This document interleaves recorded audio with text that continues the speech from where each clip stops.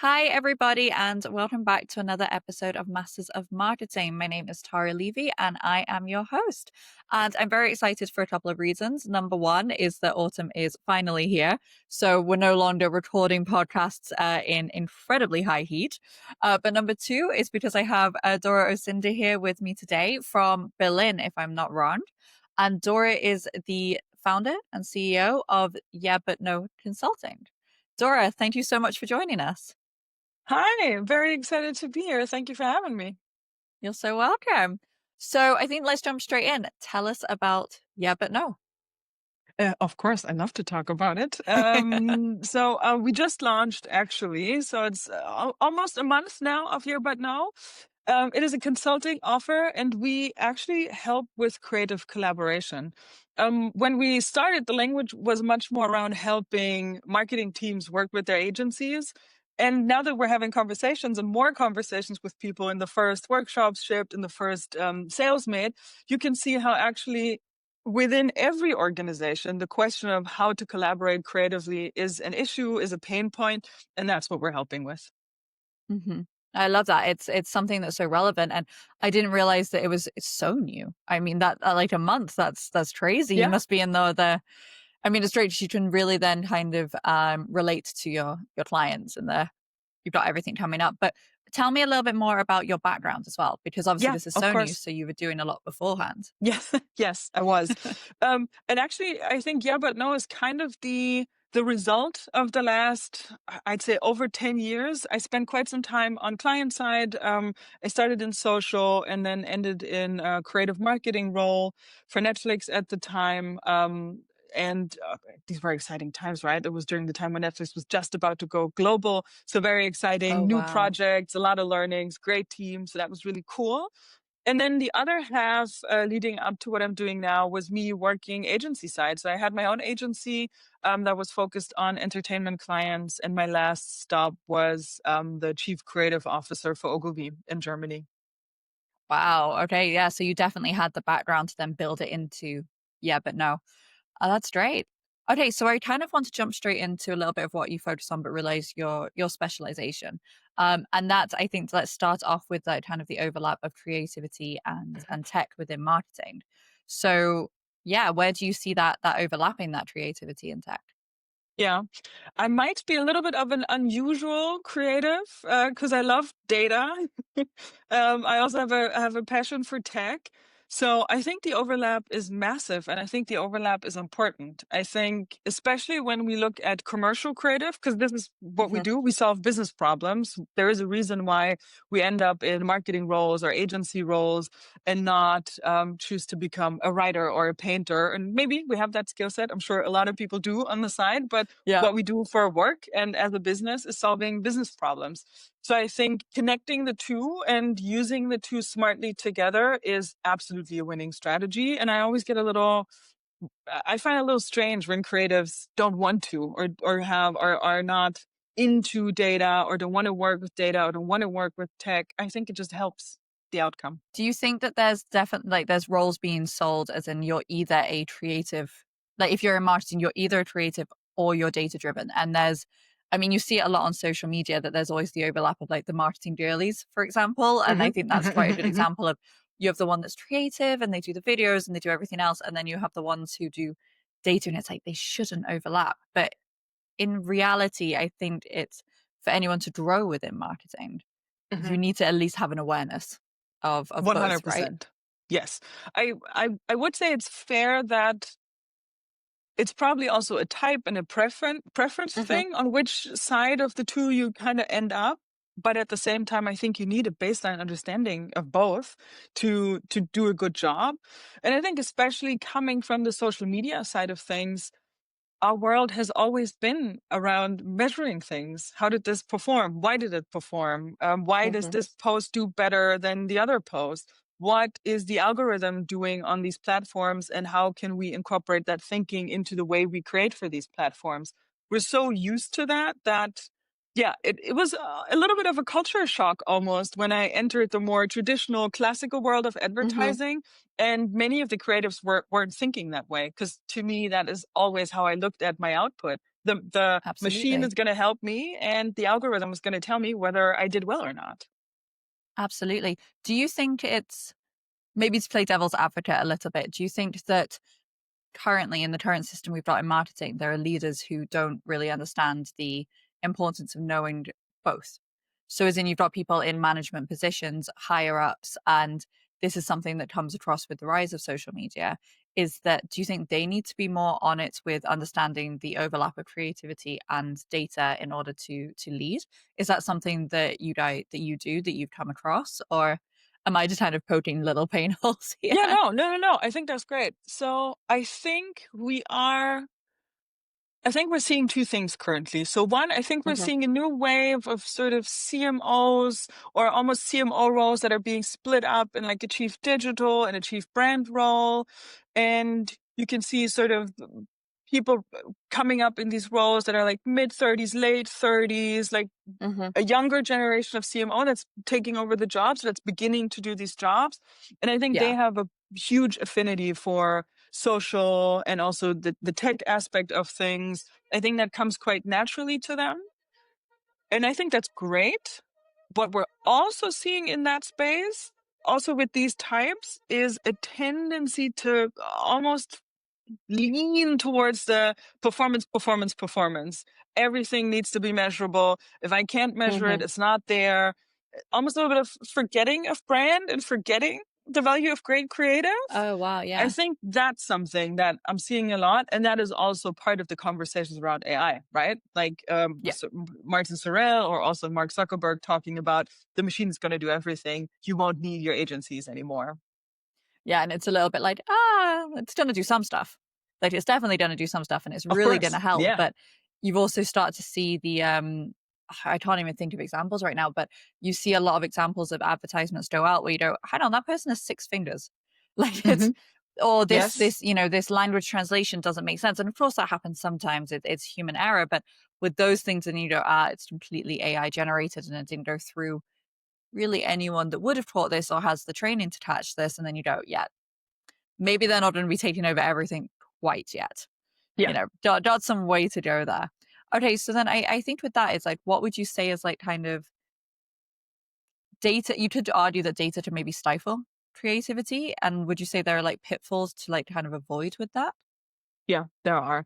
So, honestly, I think we need to differentiate between sort of what is the professional creative, what does this Hmm. person do, how are they trained, what are things they know about curation, about taste, about making something interesting and attractive for people, Hmm. versus what is data that I'm getting that I'm maybe that I need to interpret, that I need to put my expert lens on and then do something with it. So I think one Hmm. big issue I always had, and it just keeps coming up, is randomly sending ideas into testing and then taking what your audience is saying, sort of I'm not quite sure how to phrase it in English, but take it exactly the way they're feedbacking you.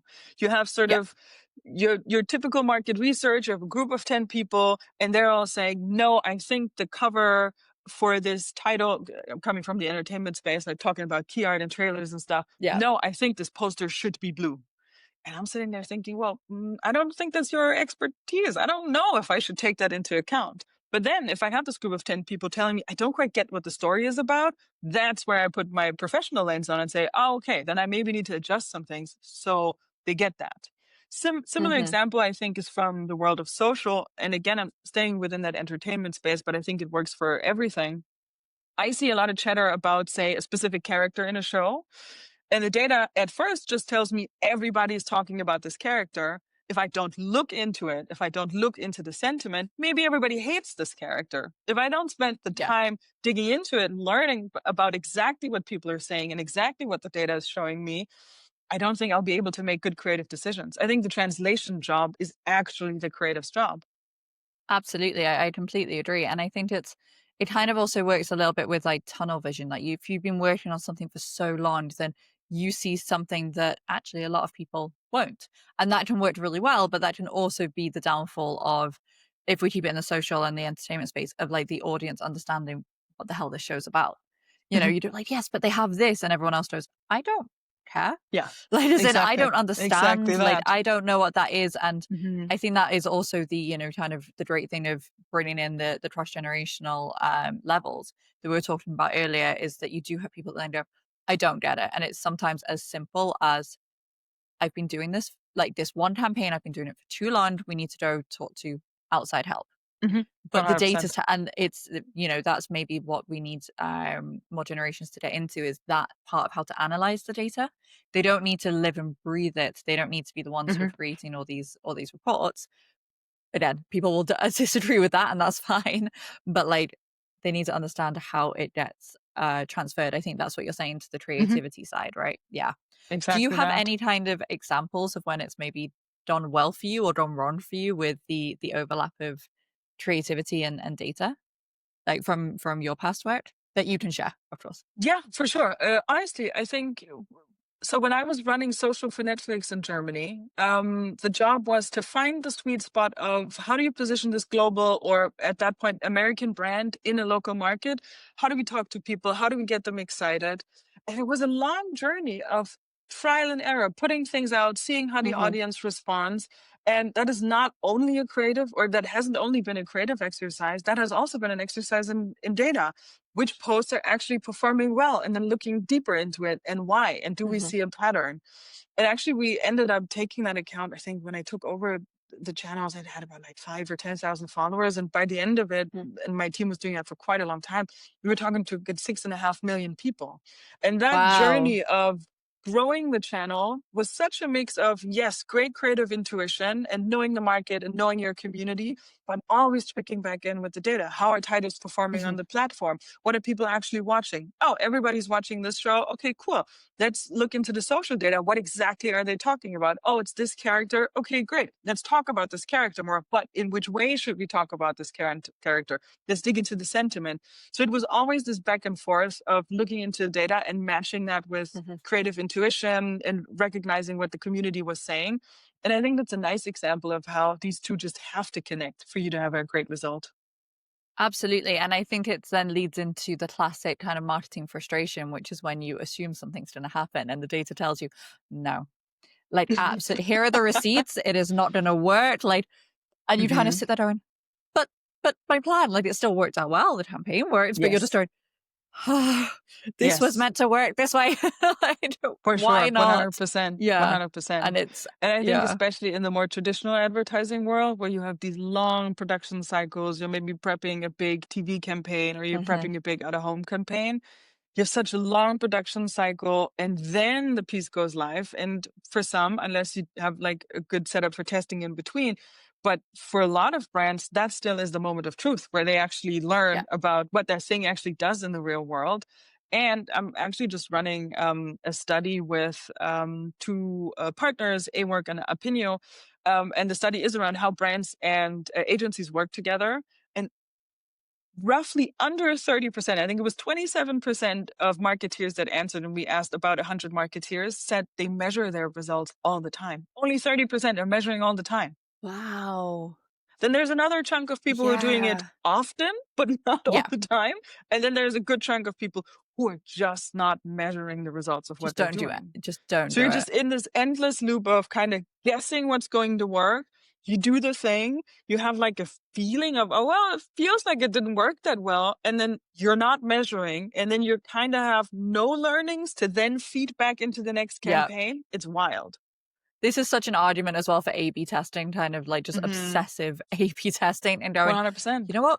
We're at Netflix, for example. We're going to have a huge budget. We're starting with $20, €20, And then £20, let's wherever see. you are, Yeah. and just blitz it. Because again, it's, you never expect the bit to blow up and the bit to resonate with people and to actually work. It will, I want to say 9 times out of 10, maybe not quite that much, maybe like 6 times out of 10, it's not going to be the one that you would put Mhm. money on. It wouldn't be the one that you 100%. would bank on, because everything changes. Culturally, everything changes in society.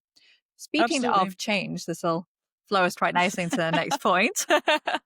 um, I mean, we're slap bang in the middle at the moment of like kind of conference season and networking events, and there's so many buzzwords at the moment, and like around Mhm. like future trends. Like, obviously AI is everywhere, and it will continue to be everywhere. And it started off with AI is going to be this big thing that changes everything. And now we're at the point of AI is this big thing and Hmm. it is changing some things, but it's not.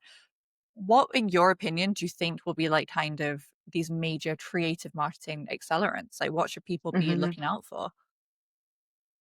So I think the conversation around AI is it's almost funny to me because I think it's equally overrated and underrated in Mm, in different ways. So where I feel people are completely overrating it is exactly this idea of it's going to take over all of our jobs and we will not need creatives anymore and you will not need creative hmm. agencies anymore and the machine is going to do everything. It kind of won't. And I think history shows that sort of, if you want to look at, say, the example of Photoshop, with graphic designers before, we have more graphic designers now, and they do better work because they have this tool, the software to help Yeah. them bring their ideas to life. Hmm. At the same time, if you're not a great graphic designer, Photoshop will not make you a great graphic designer. No. Or like digital camera. Everybody was able to take photos. Not everybody is suddenly a star celebrity photographer just because the tool is now easy to buy. Yeah.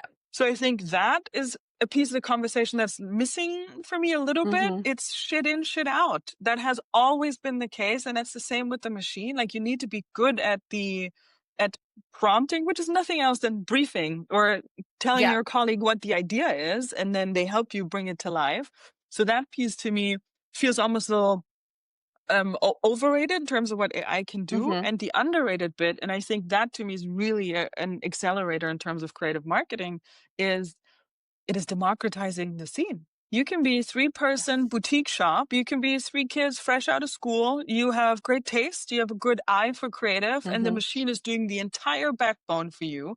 And you can start competing with like a big network agency. You can start competing for a big client because there's so much busy work and background work that the machine is doing for you that you can actually focus on creative and focus on good taste and picking the Definitely. right idea.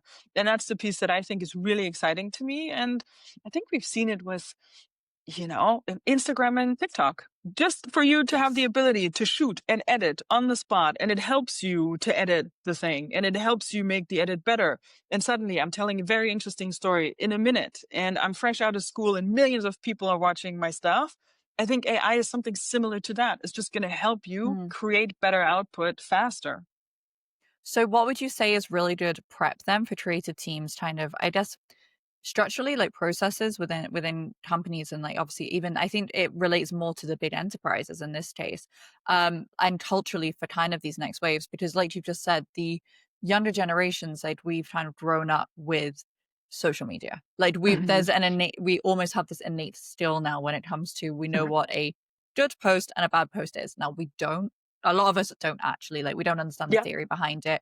We're not looking at the data. We're just going, I liked the look of this picture, or this music Yes. isn't like syncing to the video. Like ultimately, that is kind of what a lot of people who don't do it professionally understand it Hmm. as. But what would you say as I tangent again? What would you Oh, say no. is like kind of can be preps for creative teams, Mhm. both culturally and structurally for like these next waves within bigger companies? Because I think it's the bigger companies that may struggle Yeah, with for sure. adaptation. So quickly, one note on Mhm. on that around recognizing a good idea. I like to talk about it as interface knowledge and backend knowledge. Hmm. This is not my Mhm. idea. I stole it from a. I can send you the name later. Maybe we can put it in the show notes. Perfect.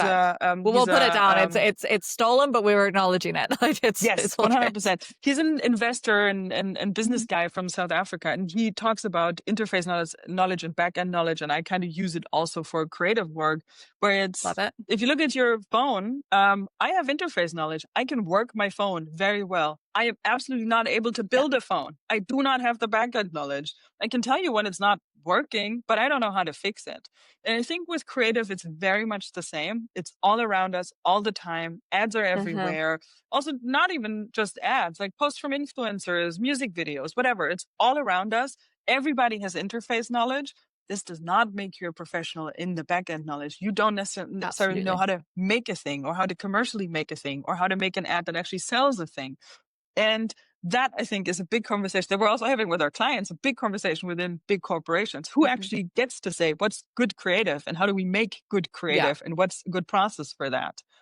And in terms of what companies should pay attention to is really just because you can suddenly make a lot of output in a very short time, that doesn't make it good output. So how do you Hmm. train your people in using the software, using AI correctly? How do you actually design the interface between you and a creative team? Could be an agency, could be a freelancer, it could be an in-house studio that you're building. Like, what does this process look like? What does decision making look like?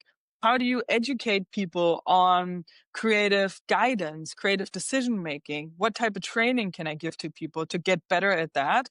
And also, what kind of training can I give to people in terms of the management and leadership of creative processes? Hmm. Because that to me is also a big one where everybody feels they should have the final say on the creative. Everybody feels like they should be the Yeah. one approving the creative. And I don't think that's true in every setup. Like, where's the, Hot take. Hot where's take. the, I I hope it's not, but in reality, No, sometimes it it's is. Yes, yeah, but like, yes, you're the marketing manager that's leading the project. Are you yeah. really the one with the best taste and the skill sets to produce great creative? Maybe not. Maybe it is about encouraging or empowering your creative team to be free or to give guardrails on the other end of things. And I think that's something that big brands need to figure out. I completely agree. Like, I think me kind of saying hot take, it's like, again, maybe it shouldn't be, but I think for some people it definitely will be. Like, it's Yeah.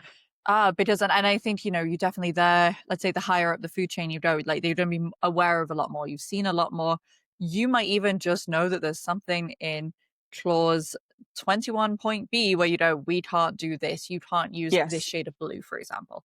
Hmm. Fine. Like that, fine. Like you And get that is, and you I get think that's to say that. exactly the job, right? Exactly. That's Yeah. exactly the job. You're the protector of the brand. You should give exactly this input. That's something we're not doing. That's a color we can't use. Hey, that's a legal issue. I've done 3 campaigns in the same field and I know we will not be able to get it live. That's Yeah. exactly the job. Yeah. I also love, I'm just gonna put it out there that I hope one day I come across on LinkedIn someone's job title is protector of the brand. What an amazing way to say what Perfect. you do Yeah. at work. Like, Yes. just, Yes. and it encompasses kind of everyone starts to understand it. There's so many, Hmm. again, slight tangent, but there's so many job roles within marketing where people, what is that? And that's from different generations and everything, but protector of the brand, everyone would know what that is. Like, in Yeah. any way. It's data, it's creativity, it's this, it's you're going to fight for it. You probably have a team. Like, oh God, I hope one day I see that. Yeah. Okay, That'd be so thank great. you so much. Thank you so much for going with that. The other thing I really wanted to chat to you about while we still got the time is, and again, you can correct me if I'm wrong, you're very into humanizing brands. And I think the Hmm. phrase that you've used in a conversation we've had in the past was relentlessly human, Hmm. making things. Tell me more. Tell me why. Tell me how. Well, I think it's a combination of things. I think that conversation started before we were talking about AI. That Mm, conversation started early numbers around like cultural marketing or pop culture marketing, mm, community marketing, yeah. whatever you want to call it. Um, the numbers were showing that people expect some type of opinion from a brand. They expect brands to have a viewpoint on politics. And that doesn't mean every brand should have a viewpoint on everything all the time. And you shouldn't be sending and sending and sending. That's not what people are expecting. But because life has gotten so complicated, people are, and I think that's sort of a symptom of late stage Hmm. capitalism, people are looking towards brands for decision making. They want to Yeah. know where the big brands stand on certain issues. It does help them to make decisions. That's just the reality of it. And then AI enters the chat, and now there's a lot of, AI created creative, automation, and people are also feeling that. I was talking to a client a couple of weeks ago, and he was trialing out basically a full setup entirely done by AI, like completely all Hmm. his ads, the full funnel done by the machine. And he said, like, it works a little bit, but you can see how people are just getting tired of it. People are not Yeah. excited by it. People are demanding to see something real. And I think it's exactly that combination of brands play a big role in how we view the world, Hmm. meaning that everything is done by the machine. What's the bit in there that's real? And I think people will be willing to pay a premium for real experiences. And I think people will like brands more that offer something that feels human to them, feeling Hmm. seen, feeling heard. It's an email from the CEO. Maybe, right? Saying, hey, I heard you had an issue with that. I'm so sorry about this. We'll send you a new one. That, Yeah. A, is social media gold. And two, this person will be loyal to your brand forever. And it costs you And they will nothing. It be costs you five recommending minutes that to to do. everyone. 100%. And I think that translates, it doesn't matter if it's, you know, like we're saying entertainment or then just go into enterprise with software, for example, like the bigger the company, it's you've got something like that, it's an immediate connection. And with people you don't know. Like, you know, I'm seeing that as Exactly a that. snapshot on LinkedIn and I'm like, that's so nice. Yeah, realistically, it's probably the marketing team going into their account and going like, oh, I'm just gonna send a message. Shout out to everyone who does that. But like, 100%. Yeah. yeah. Yeah. Absolutely. So yeah, and I think the combination of that, right? It's like the client service is a chatbot, and then in store the sales assistant just has three Hmm. talking points to talk to you, and it's always the same thing. No, make it human, make it sound fun, make it sound like you're actually listening to people, and people will love the brand. It's actually quite simple. And what would you say? So I think that with that though, there is a fear. Like there is a bit of a Hmm. fear for brands to be too human. Now you can see it in, and again, this is any sector. Like we keep on falling back into kind of the socials, but like literally any sector, you can see it more that the more human they have certain aspects. It doesn't have to be everything, but like, Hmm. you know, they are trusted, there's loyalty, there's authority. But what would you say to the really big kind of enterprises that there is this fear of being cancelled almost? It's like we could do this, but we've seen it go back, you know. How Hmm. can they kind of correct this? Well, I'd actually say, isn't the essence of a good human, a human that we like, that a good human knows how to read a context. A good human knows Hmm. how to read the room. A human that we like knows when a certain language is appropriate. A good human that we like knows how to greet this person in a professional context, but you'll say something completely different when you meet your girlfriend for a drink. Like these are Yeah. very different scenarios, and humans Hmm. that we feel are attractive, savvy, we want to be around them, they know how to flex through contexts. And I think the same is true for brands. This idea of being fearful around being canceled, to me, leads back to, are you able to listen? And who are you listening to? How are you dealing with your community or your customers? How are they talking to you? How are you talking back to them? You wanna run a big campaign that maybe has a political message or a human rights message or is on a subject where people have opposing views on. Are you doing your homework? Who are you letting Yeah. doing like who's doing the talking for you? Who are the people who are informing campaign decisions and comms decisions? Who's at the table? And I think if you do the prep work right, the risk of getting it wrong actually gets lower and lower and lower.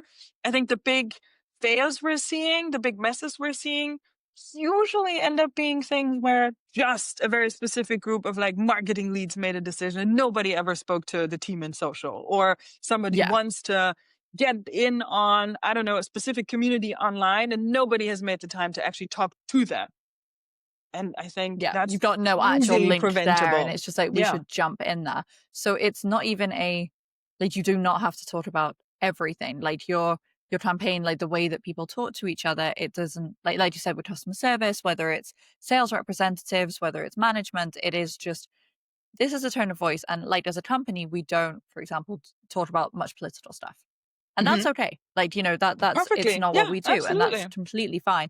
But you need to obviously kind of be aware of the human side of it.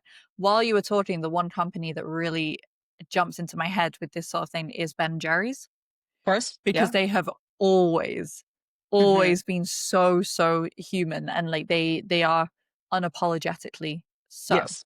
And, you know, to the Yes. point that I think actually, was it last week that Jerry actually came out saying that he was leaving the company Yes. because Week or two ago. of Yeah. yeah. And that was something that I was like, this is huge. Like this is something Yeah. where it's we haven't actually seen something. We've seen people leave because they've said things that are negative, but we haven't seen True. people leave Yes. because they've been so human in their brand, which is making the brand so much stronger. So yeah, like I think like, what would you say is like for kind of practical advice for enterprises that really want to start humanizing their brand? Like, where would you tell them to look at? Like, what would you tell them the next steps they should take is? Or, I'd say go back to the core. Go back to the core of the brand. What are you actually about? What's the mission? mm, What's the vision? And figure out what's the through line here. Because Ben and Jerry's, I think, is a great example. They get to talk about certain things authentically, and people are buying what they're saying, and people believe them when they're saying it mhm. because they have been doing it for a long time. They have the receipts to Yeah, prove it. And I think it's perfectly fair that there is a starting point to this. and that there is a core to your brand, and you need to figure out what this is and how you want to communicate it. And I think doing that homework thoroughly actually will help you make decisions on the topics that you want to talk about and that you feel you have something to add, and topics that you maybe should stay away from. And Mhm. I think it was the Unilever CMO, CEO, I'm not sure anymore who exactly it was. It was like who said sometimes dish soap is just dish soap, and we will not be attaching um, a political campaign or a human rights thing or some, I don't know, ethics question to dish soap. And that's perfectly fine Yeah. sometimes. And at other times, you know, that there's a target audience for a dish soap and they currently are dealing with a big issue, a thing that keeps them up at night. And maybe you can help. Maybe that's a good moment for you to do something, but know the core of your brand and know your audience. Who is it for? What's exciting to them? What's important to them? And then you'll find these moments where it's good for you to talk. And then you'll also know how to recognize a moment when it's time for you to just not say something. Absolutely. And I think as well, like that's such a good example because there's such a rise of everything trends. At some point, there will be a trend of everything. And there's Hmm. always the like clean house aesthetic, and it's aimed at women of a certain age, and it always has been, and everything else. And the fact of them coming out going, dish soap is just dish soap. And then you've Hmm. probably got this sigh of relief from this huge amount of people in the world who are seeing all of this content coming towards them, all of this advertising going, your house needs to look like this and this and this. Nope, I can spend 63 cents on this and not care. Like this is Exactly that. and that's Exactly that. so humanizing in a totally different way. Yeah, It's 100%. yeah. And then, like, I think the year he said it was probably last year. We saw so many sort of cause-related campaigns from big Mhm. consumer goods brands. We saw things that were related to maybe people with disabilities. We saw things that were targeted towards the LGBTQIA plus community. Yeah. We saw all these ads, and I'm thinking these are maybe topics I don't want to hear from a dish soap company. But Yeah. maybe it's a topic around clean water. Yes, now you come Makes talk. I want to sense. hear from you. And I think that's Yeah. if you understand your brand and you do that homework, you will exactly know when to speak. Yeah, I think that's so true. 'Cause it's also just like sometimes there's a phrase in like, shout out to my dad, he's been saying it to me my whole life, and it's KISS, it's just keep it simple. And then Yeah. if you're being politically right, silly, or if you're being accurate, stupid. Yeah. But like, it's keep it simple because a lot of the people, like you said, dish soap linked to water. Clean water makes complete sense. And it's not that the company can't stand for other things either, but if you're resonating with your audience, and this is in every area, then there's some things where people don't go, okay, it seems like you're Hmm. jumping on the bandwagon. You might not Exactly. be. It could be something that's flowed through your company for even like generations of CEOs, Hmm. CMOs, everything else, but Hmm. if no one really knows it, then it's a Yeah. carry on donating, carry on fighting for it and everything. But your clients don't really know. Like your customers don't really Yeah. know. So they're not going to make that connection. Yeah, I love that. I never really probably thought about it articulated that way, but it makes so much sense. I've just noticed the time, and in classic Masters of Marketing fashion, we got so into the conversation that we've run over. So I just want to say, Dora, thank you so much for coming on. This has been absolutely brilliant. I know everyone's going to really enjoy it. And yes, thank you so much for your time. Amazing. Thank you for having me. I had a great time. Thank you. Well, this has been Masters of Marketing. Be sure to tune in 2 weeks' time for the next episode. Bye.